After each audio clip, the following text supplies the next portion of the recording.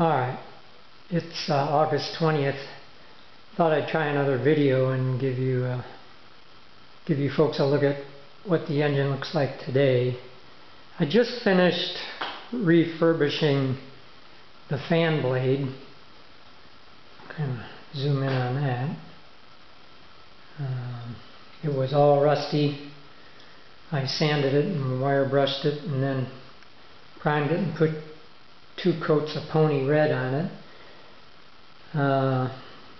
The bolts I couldn't find replacements for, so I carefully filed down the tops of those to make them look a little bit better. Around this side, since you folks have seen pictures last, I've installed the carburetor to the manifold after making a gasket for that. Then with 2 pieces of hose and some hose clamps, I've attached the airflow pipe from the carburetor down at that point up to the air filter up here. I think those are the latest additions that I needed to cover.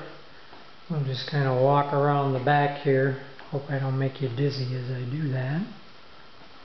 And come around this side where you see the generator, the oil cleaner canister, oil filter canister, and the air cleaner, and then back around front. I think most of the engine is together. I'll need to finish assembling the clutch assembly and get the flywheel cleaned up, because that's all got to be installed at the same time the engine is, but we're getting pretty dang close to a startup here.